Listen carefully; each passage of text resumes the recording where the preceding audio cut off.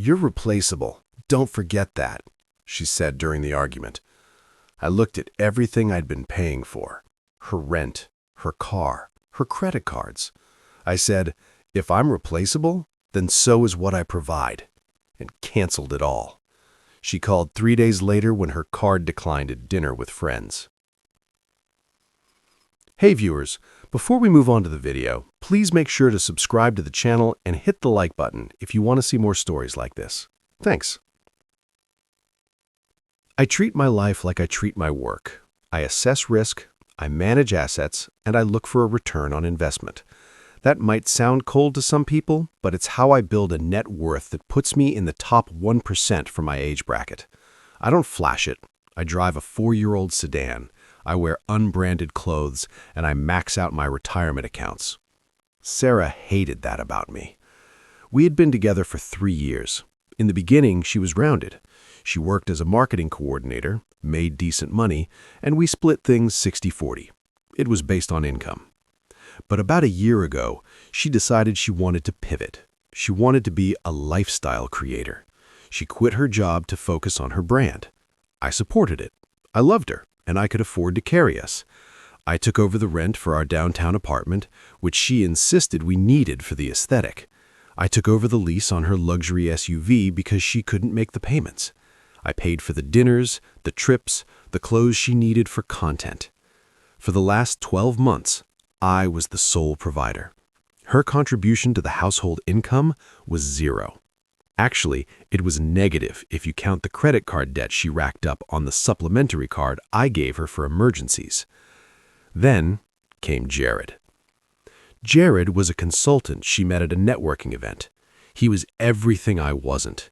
He drove a leased Lamborghini, wore suits that cost more than my first car, and constantly talked about a high-level mindset. He was flashy, loud, and ostensibly rich. Suddenly, I was boring. I was stagnant.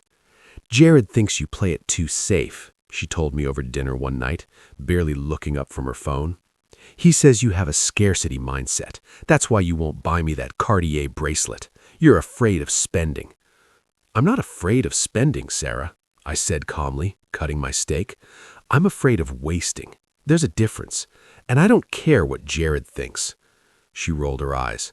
"Of course you don't. You don't care about networking. You just want to sit in your little office and hoard money." The disrespect started as a drip, then became a flood. Late nights, brainstorming with Jared. Weekend trips for content creation where I wasn't invited because I would ruin the vibe. I wasn't blind. I knew what was happening emotionally if I hadn't caught them physically yet. She was monkey branching. She was testing the waters with Jared to see if he was a viable upgrade before she let go of the safety net. The safety net was me. The breaking point happened on a Tuesday. I had just come home from a 10-hour day at the firm. The apartment was a mess. PR packages everywhere, clothes on the floor. Sarah was on the balcony, on the phone, laughing that breathless, flirtatious laugh she used to save from me. She walked in, saw me, and her face fell. The smile vanished instantly. "You're home early," she said, sounding disappointed. "It's 7 p.m., Sarah. I'm actually late." "Well, we need to talk," she said, crossing her arms. "Jared invited us to a gala this weekend in Miami. VIP tables. It's huge for my brand. I need you to book the flights and the hotel, the Mandarin Oriental." I put my keys on the counter. "I'm not flying to Miami to watch you flirt with a guy who disrespects me, Sarah, and I'm certainly not paying $5,000 for the privilege." The air in the room changed. It went from tense to hostile. "You're so controlling," she spat. "It's always about money with you. You use it to control me because you know you have nothing else to offer." I looked at her, really looked at her. I saw the designer dress I paid for, the hair extensions I paid for, the phone in her hand that was on my family plan. "I offer stability, Sarah. I offer a home. I offer a life where you don't have to work." She laughed. It was a cruel, ugly sound. "Stability? That's code for boring. You think because you pay the bills you own me? Let me tell you something, Mark." She stepped closer. invading my space, her finger pointing in my face. "You're nothing special. There are a million guys with jobs. Jared has vision. Jared has passion. You are just a checkbook, and you're replaceable. Don't forget that. I could have 10 guys in this apartment by tonight who would treat me like a queen just to be seen with me." There it was. The truth. She didn't see a partner. She saw a utility. I was a toaster. I was a Wi-Fi router. And apparently, I was malfunctioning. In the past, I would have argued. I would have tried to reason with her, asked her why she was being so hurtful. But something inside me snapped. It wasn't a loud snap. It was quiet. It was the sound of a contract being terminated. The emotional part of my brain shut down, and the professional part took over. I looked at the woman I had planned to propose to, and all I saw was a liability. "Okay," I said. My voice was even. No shouting, no tears. She blinked, confused by my lack of reaction. "Okay, what?" "Okay," I repeated. "If I'm replaceable, then so is what I provide. That's how the market works, right? Supply and demand." "What is that supposed to mean?" she scoffed, turning back to the balcony. "God, you're so dramatic. I'm going to Jared's to prep for the trip. Don't wait up." She grabbed her purse, the Louis Vuitton I bought her for Christmas, and stormed out. She slammed the door so hard the pictures on the wall rattled. She expected me to text her. She expected me to beg, to apologize, to book the tickets to Miami to prove I wasn't cheap. She thought she had all the leverage because she thought I was afraid of losing her. She was wrong. I wasn't afraid of losing her. I was done paying for her. I didn't sleep that night. I worked. I opened my laptop and pulled up our financials. I created a checklist. It was time to divest. 8 a.m. Wednesday. I called my boss and took 2 personal days. Then I went to the leasing office of our building. The property manager, Linda, knew me well. I was the one who always dropped off the rent check. "Hey, Mark, everything okay?" she asked. "I need to terminate my lease," I said immediately. "Oh, you know there's a penalty for that. It's 2 months' rent plus the break fee." It was a lot of money, nearly $8,000. Sarah knew I was frugal. She would never imagined I'd burn $8,000 just to make a point. But this wasn't about money anymore. It was about eviction. "I'll write the check right now," I said. "I want the lease terminated effective immediately. I'm vacating today." "Okay," Linda said, typing away. "Since Sarah is listed as an occupant, but you're the sole leaseholder, once you terminate, the legal right to occupancy ends. We'll have to issue a notice to vacate for any remaining property. She'll have 48 hours to get her things out before we change the locks." "Perfect," I said. "Do it." 9:30 a.m. I went back up to the apartment. Sarah wasn't there. She had stayed at Jared's, just as I expected. I didn't touch her stuff. I didn't throw her clothes out the window or pour bleach on them. That's what emotional people do. I simply packed my life. My clothes, my electronics, my documents, my personal items. It took me 3 hours to erase myself from the apartment. When I was done, the place looked strange. It was full of her clutter, but completely devoid of my essence. 12:45 p.m. I walked down to the parking garage. Her white Range Rover was parked in spot 4B. The lease was in my name. The insurance was in my name. She was an authorized driver, but I was the owner of record. I had the spare key in my pocket. I unlocked it. The inside smelled like her perfume and someone else's cologne. Cheap, musky cologne. Jared. There was a coffee cup in the cup holder with lipstick on the rim. I felt a pang of nausea, but I pushed it down. Business, I reminded myself. This is just asset recovery. I started the engine. I drove the car out of the garage, leaving spot 4B empty. I drove straight to the dealership where I leased it. "I want to do an early turn-in," I told the bewildered sales manager. "Sir, you have 18 months left on this contract. You're going to take a hit on the equity." "I don't care," I said, handing him the keys. "I want it off my name, today." I paid the difference, I signed the papers, I watched them drive the car into the back lot to be detailed. 2 p.m. I sat in the lobby of a Marriott downtown. I opened my banking app. Supplementary card ending in 4098. Sarah. Active. Status. Locked. Joint checking account. Funded 100% by me. Active.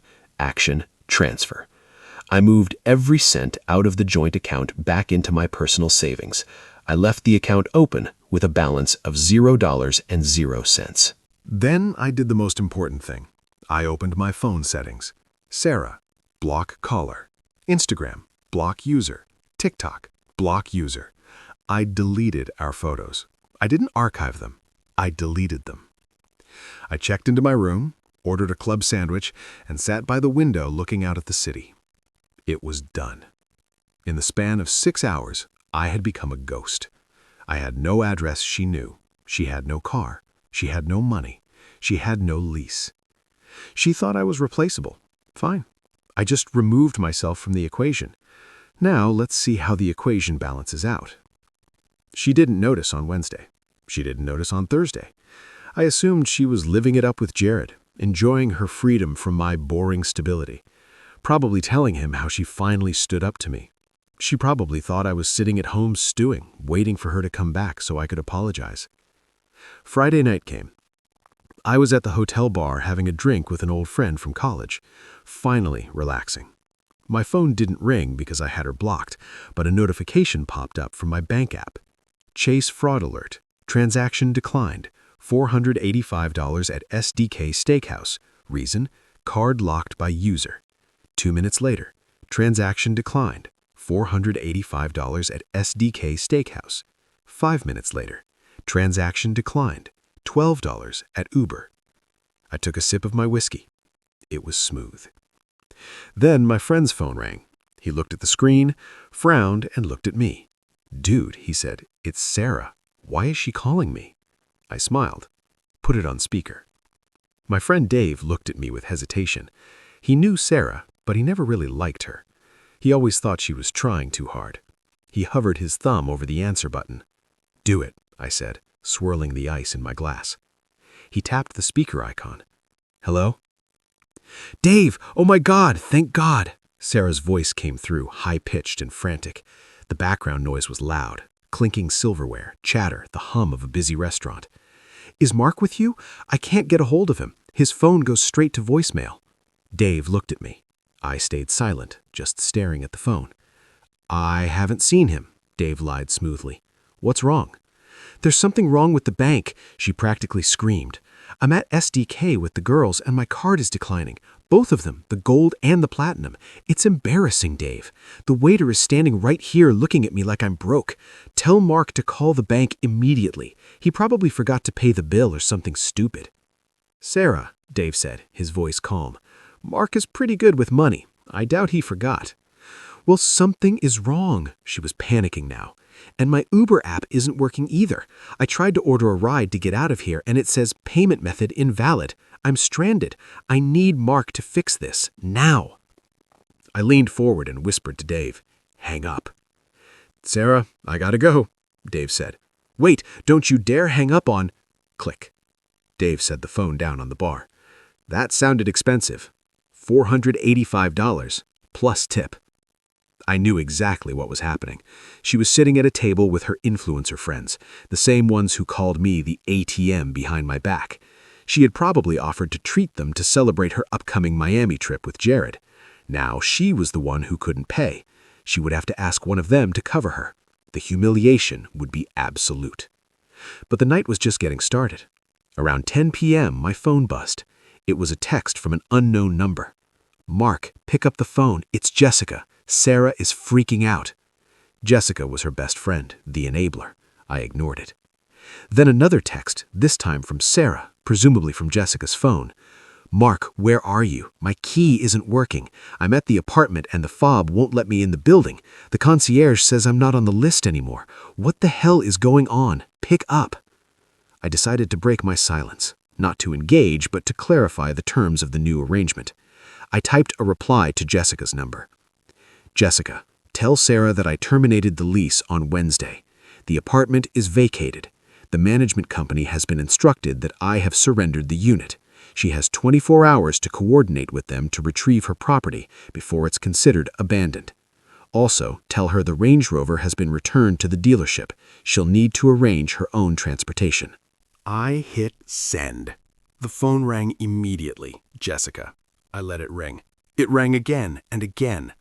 I imagined the scene. Sarah standing on the sidewalk in her heels, locked out of the building she mocked me for controlling, realizing she had no home, no car, and no money. Saturday morning, I woke up to 47 missed calls and a string of voicemails from random numbers.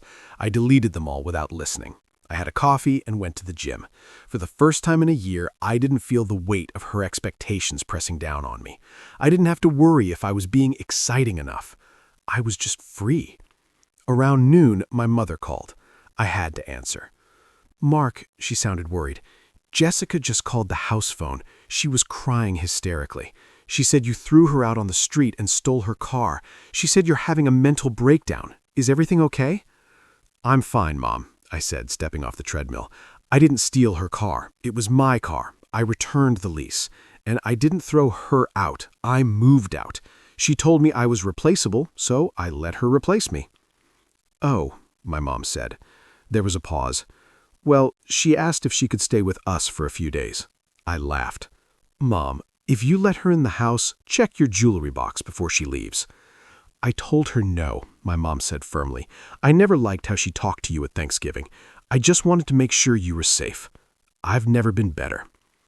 Sunday was the day of the Miami trip, the trip she was supposed to take with Jared.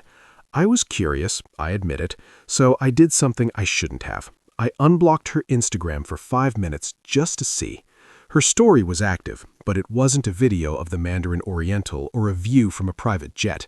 It was a text post, black background, white text. "Realizing who your real friends are. Some people are just toxic energy vampires who want to see you fail. Taking a break from socials for a bit. #healing, #betrayal. No Miami." I found out later through mutual acquaintances what happened. When Sarah realized she was homeless and carless, she went to the only place she thought she had left, Jared's place.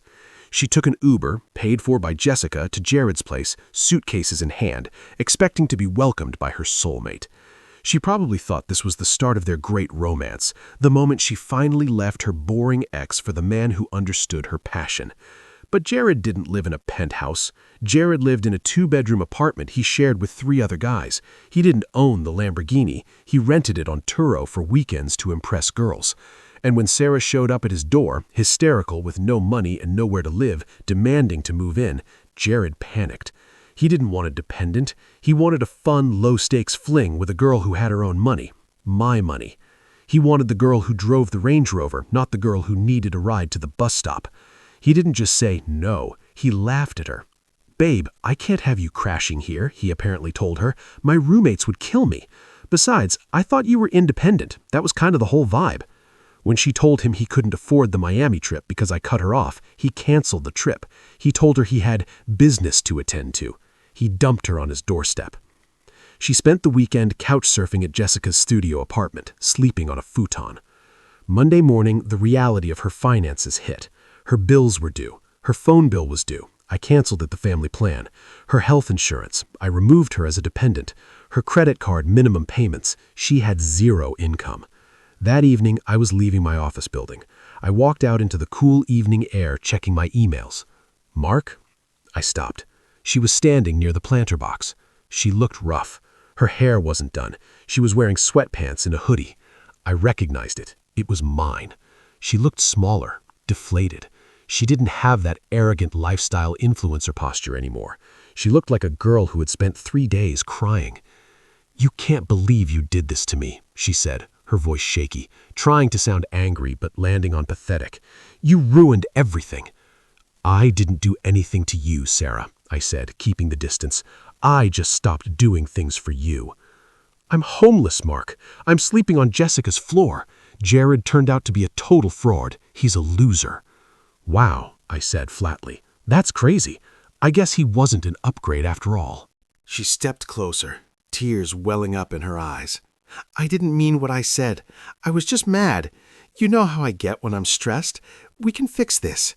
I miss you. I miss us." "You don't miss us," I corrected her. "You miss the apartment. You miss the Range Rover. You miss the platinum card." "That's not true," she sobbed. "I love you." "If you loved me, you wouldn't have told me I was replaceable." I checked my watch. "I have to go. I have a dinner reservation." "With who?" she snapped, the old jealousy flaring up instantly. "That's none of your business. But hey, good luck with the brand. I'm sure this is great content for your healing journey." I walked past her. She reached out and grabbed my arm. "Mark, please, I have nowhere to go. My parents won't take me back. Please, just let me stay at the hotel with you for a few nights, just until I get on my feet." I looked at her hand on my sleeve. Then I looked at her eyes. I searched for any genuine remorse, any sign that she understood the gravity of her betrayal, but I didn't see it. I just saw desperation. She was looking for a host. I gently removed her hand from my arm. "You said you could have 10 guys in the apartment by tonight," I said softly. "Why don't you call one of them?" I turned and walked to the curb where my Uber was waiting. I didn't look back. The next 6 months were a blur of productivity. I got a promotion at work. Turns out, when you aren't stressing about a partner spending your money faster than you can make it, you perform better. I bought a small condo just for me. Minimalist, clean, quiet. I met someone new, too, Elena. She's a pediatric nurse. On our first date, she insisted on splitting the bill. I almost proposed right there. One evening, Elena and I were at a charity event downtown. It was a black tie affair, catered by the best restaurants in the city. I was grabbing a drink at the bar when I saw a server moving through the crowd with a tray of champagne flutes. She was keeping her head down, trying to be invisible. It was Sarah. She looked tired. She had aged 5 years and 6 months. Her influencer dreams had clearly evaporated when the funding dried up. Now she was working catering to pay rent on whatever room she was renting. She looked up and saw me. She froze. She saw the tuxedo. She saw the peace on my face. Then she saw Elena walk up to me, slip her arm through mine, and laugh at something I said. Sarah's eyes went to Elena's wrist. There was a simple, elegant bracelet there. Not Cartier, just something thoughtful I'd picked out. Sarah looked down at her tray, her face burning red. She turned and hurried away into the kitchen. I watched her go. I didn't feel angry. I didn't feel triumphant. I just felt nothing. "Who was that?" Elena asked, noticing my gaze. "Nobody," I said, taking a sip of my drink. "Just someone I used to invest in. Bad return." I turned my back to the kitchen and focused on the woman who actually valued me.